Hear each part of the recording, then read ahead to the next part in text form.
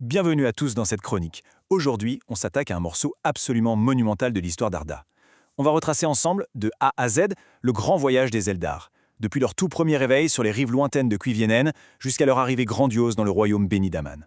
C'est une épopée fascinante, un récit historique dense, empreint de mystère et de tradition. Vous allez voir comment les choix cruciaux de ces anciennes lignées royales ont fini par façonner à tout jamais l'architecture, la culture et le destin même du monde. Plongeons-nous au cœur de ce mythe. Pour structurer un peu tout ça, voici notre feuille de route. On va d'abord parler de l'éveil et de la scission, ensuite de la marche des trois hostes, puis des ramifications du voyage. Après, on se penchera sur les lignées des maisons royales, et on finira en beauté avec les fondations en terre d'Aman. Allez, c'est parti avec notre première étape, l'éveil et la scission. Alors, remettons-nous bien dans le contexte. Tout commence quand le Vala Oromais découvre les tout premiers elfes, les Quendi. Ils s'éveillent sur les rives de Cuiviénen, dans un monde qui est encore totalement plongé dans la pénombre. Et là, Oromais leur lance un appel littéralement historique. Il les invite à le rejoindre vers la lumière de l'Ouest. Mais face à cet appel, tout le monde n'est pas d'accord. C'est la toute première scission elfique.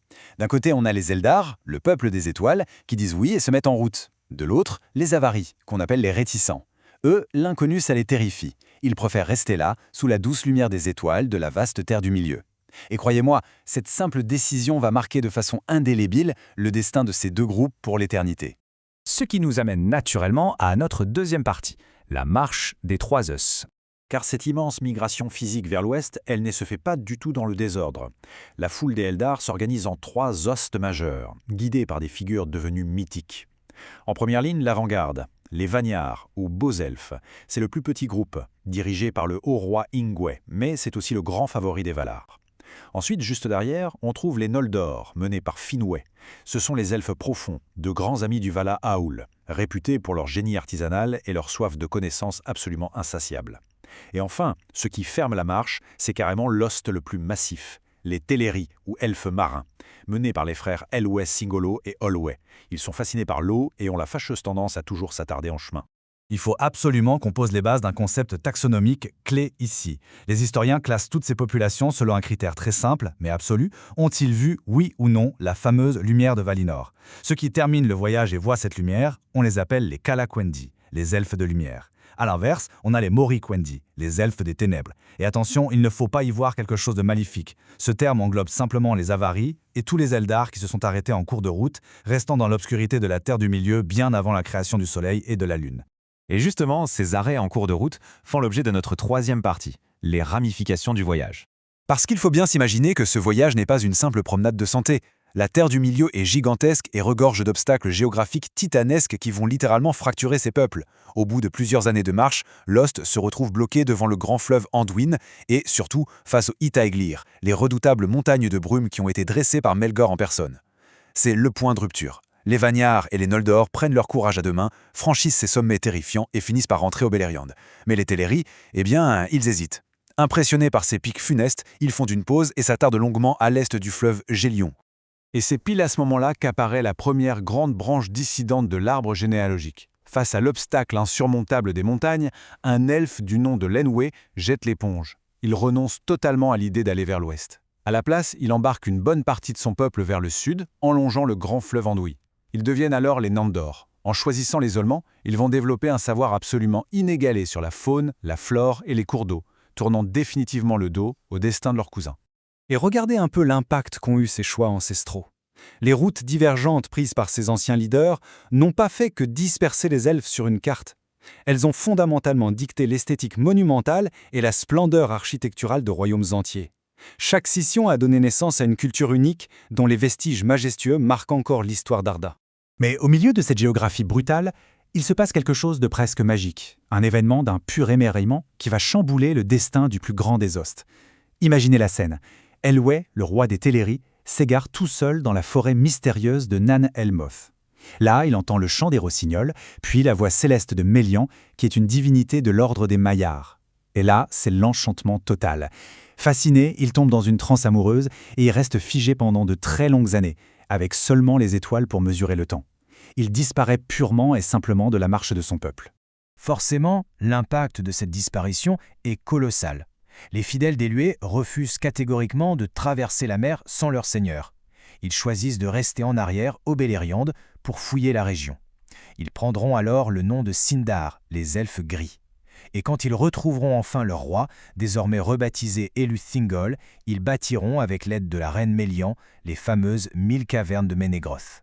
Sous leur gouvernance, ils deviendront la civilisation la plus noble, la plus belle et la plus sophistiquée de toute la Terre du Milieu. Passons maintenant à la 4e partie indispensable pour comprendre la suite, les lignées des maisons royales. Et oui, si on veut saisir les tragédies et les triomphes des âges suivants, on est obligé de se pencher sur le sang de ces rois. Chez les Noldor, la famille de Finwë est marquée par un schisme familial dramatique. De sa première femme, Míriel, naît Fëanor, le génie absolu, l'artisan prodige qui créera les légendaires Silmarils. Mais Míriel périt. Finwë se remarie alors avec Indis des Vanyar, et de cette union naissent Fingolfin et Finarfin. C'est là que le drame s'installe. Une jalousie féroce, attisée par les mensonges empoisonnés de Melkor, va gangréner la relation entre Fëanor et ses demi-frères. Une discorde tenace qui finira par déchirer la famille royale, emportant tout le peuple des Noldor dans sa chute.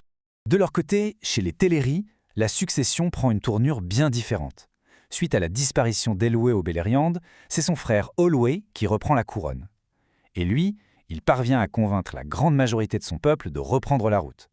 Avec l'aide providentielle du Vala Ulmo, qui tracte carrément une île flottante pour leur faire traverser le grand océan, ils arrivent dans le royaume béni. Là, Olwë fonde son siège royal, Alcalandé, le port des cygnes. Ce qui est fascinant sur le plan généalogique, c'est que sa lignée va grandir en côtoyant de très près la maison de Finarfin, soudant ainsi de manière irrévocable les destins des Noldor et des Teleri en amont. Ce qui nous mène tout naturellement à notre 5e et dernière partie, les fondations en terre d'Aman. Après des siècles d'errance, de doutes et de scissions, la grande conclusion de cette migration mythique est enfin là. Mais l'arrivée au royaume béni se fait à des rythmes différents. Les Vanyar et les Noldor débarquent les premiers et bâtissent sans attendre la majestueuse cité de Tirion. Les Teleri, toujours fidèles à leur nature nostalgique, s'attardent encore une fois, cette fois sur l'île solitaire de Tol Eressëa, tout près des côtes d'Aman. Tiraillés entre leur amour viscéral de la mer et l'envie de retrouver leurs frères, ils finissent par apprendre l'art de la navigation avec le Maya Ossé. Et c'est en traversant paisiblement les eaux sur des navires d'une blancheur éclatante, tirés par de puissants cygnes, qu'ils fondent enfin Alcoland II. L'architecture qui s'élève sous leurs mains est tout bonnement ineffable. Imaginez Tuuna, cette immense colline verdoyante dressée dans la passe de Calessiria.